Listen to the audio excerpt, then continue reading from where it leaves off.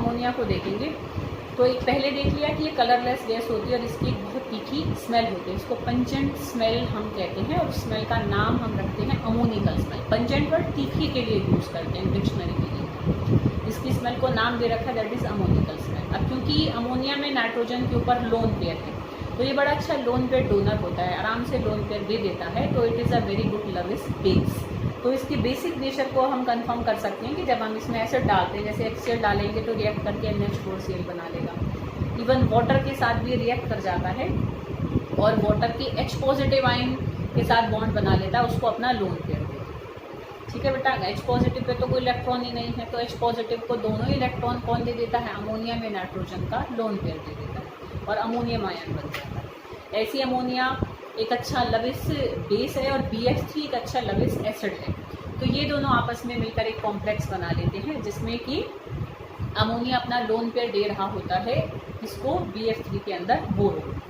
ठीक है, तो ये रिएक्शन देख सकते हो। Reaction with heavy metal salt solution की, जैसे FeCl3 है, तो जो मतलब बहुत भारी मेटल होते हैं उनके जो साल्ट्स होते हैं उनके साथ ammonia as ammonium hydroxide, ammonia को जब पानी में डालेंगे ना बेटा तो अमोनियम हाइड्रोक्साइड बना लेता है। तो उस अमोनियम हाइड्रोक्साइड में हम किसी हैवी मेटल के कंपाउंड को डालते हैं तो क्या होता है हमारा कि उस हैवी मेटल का रिएक्शन हो जाता है अमोनियम हाइड्रोक्साइड में जो हाइड्रोक्साइड आयन है ना उनके साथ। जैसे हम FeCl3 में NH4OH डाला तो FeOH थ्राइस बन जाएगा, फेरिक हाइड्रोक्साइड के ब्राउन कलर के प्रेसिपिटेट्स बन के नीचे बैठ जाते हैं। ठीक है, और अमोनियम क्लोराइड बाहर निकल जाएगा।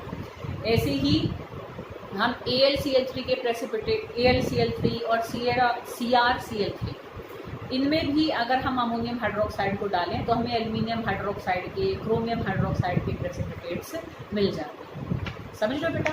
ठीक है, मतलब ये रिएक्शन है तुम्हें याद करने पड़ेंगे कि मेटल के कंपाउंड के साथ जब हम अमोनियम हाइड्रोक्साइड को डालते हैं तो ये मेटल के हाइड्रोक्साइड कंपाउंड्स के प्रेसिपिटेट्स बना देता है। ठीक है, नेक्स्ट देखो फॉर्मेशन ऑफ कॉम्प्लेक्सेस। कॉम्प्लेक्सेस बहुत बड़े बड़े कंपाउंड्स होते हैं जिसको हम आगे यूनिट में ही पूरा डिटेल में करने वाले हैं।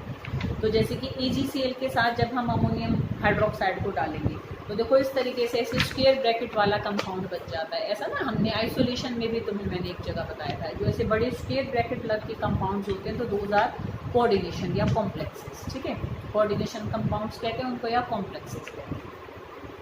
ऑक्सीडेशन भी अमोनिया शो कर जाता है कि अमोनिया जब हम उसको उसमें अगर हम ब्रोमीन गैस को पास करें तो नाइट्रोजन अलग निकल जाएगा और अमोनियम ब्रोमाइड बन जाता है।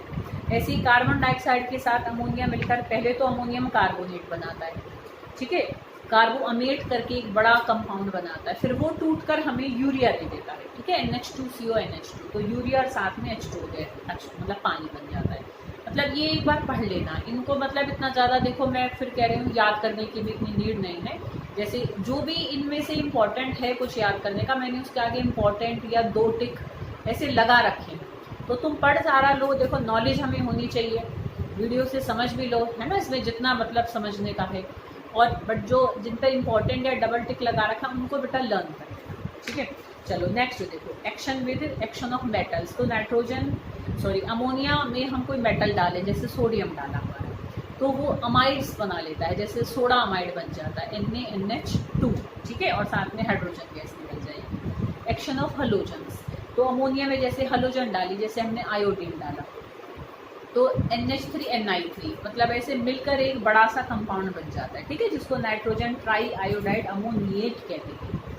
ठीक है, तो ये इसके कुछ मतलब मेन से रिएक्शंस मैंने तुम्हें बताए। फिर ये जो हमारा अमोनियम एक तरीके से ये जो बनता है हमारा नाइट्रोजन ट्राई आयोडाइड अमोनिएट जो बनता है वो टूट जाता है, मतलब एक बार बनेगा और वो टूट के फिर हमें नाइट्रोजन आयोडीन और अमोनियम आयोडाइड देता है। ठीक है, दस NH3NI3 in dry state when rubbed or struck against a surface it explodes with a noise liberating vapors of iodine, thus it is a mild and harmless explosive। इसका क्या मतलब हुआ?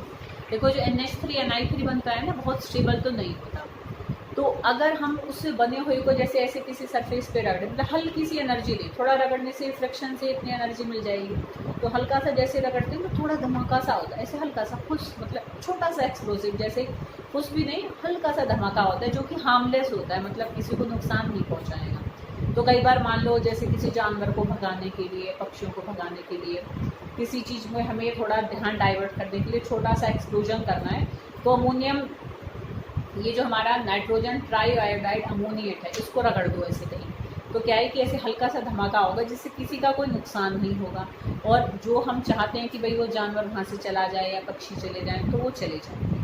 ठीक है, क्योंकि ये खुद बड़ा स्टेबल कंपाउंड है, ये उसके टूटते वेरी स्टेबल इनटू मॉलिक्यूल बनता है, तो ये बड़ी जल्दी टूट जाता है।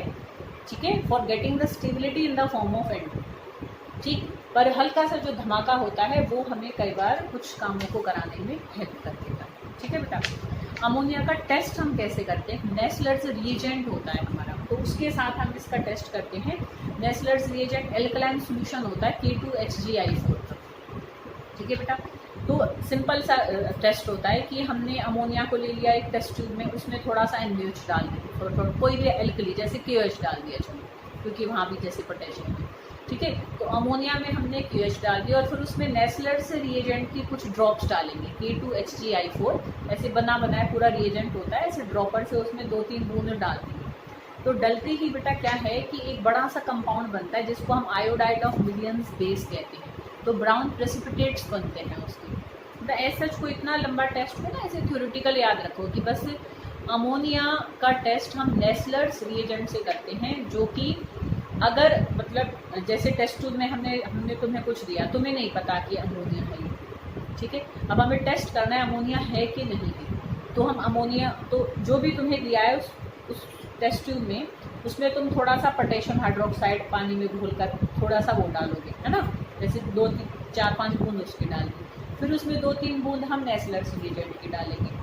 तो अगर इन तीनों के मिलने से ब्राउन कलर के प्रेसिपिटेट्स बनकर टेस्ट ट्यूब में नीचे बैठ गए, ऐसे भूरे भूरा सा कुछ बनकर टेस्ट ट्यूब में नीचे बैठ गया, तो इट मीन्स जो हमने लिया था पहले कंपाउंड अपने टेस्ट ट्यूब में वो अमोनिया। तो अमोनिया को हम टेस्ट कर सकते हैं with the help of Nessler's reagent. ठीक है बेटा, आ रही है बात समझ में? तो अच्छा देखो, जैसे कि पानी अपने आप ही टूट कर क्या दे देता है, एक तरीके से देखो ऐसे OH नेगेटिव और H पॉजिटिव आयन देता है, ध्यान है, मतलब वाटर में सेल्फ आयोनाइजेशन होता है कि H2 gate dissociated into H positive ion and OH negative ion. ठीक है, या हम जैसे 2 वाटर कर लेते हैं तो हम यहाँ पर इसको H3O पॉजिटिव आयन बना देते हैं, ऐसे भी हाइड्रोनियम आयन तुम्हें बताएं, ऐसे क्योंकि अमोनिया भी एक अच्छा सॉल्वेंट होता है। तो जैसे पानी अपने ही मॉलिक्यूल को तोड़कर अपना ही सेल्फ आयोनाइजेशन करा देता है, ऐसे अमोनिया भी अपना ही सेल्फ आयोनाइजेशन करा देता है। इसका पॉजिटिव आयन बनता है अमोनियम आयन और नेगेटिव आयन बनता है अमाइड आयन। ठीक है, तो इसमें भी ऐसी सेल्फ आयोनाइजेशन हो जाता है। तो this is all about ammonia. तो ये हमने अमोनिया को करा, अब हम इसमें नाइट्रिक एसिड को करेंगे नेक्स्ट वीडियो।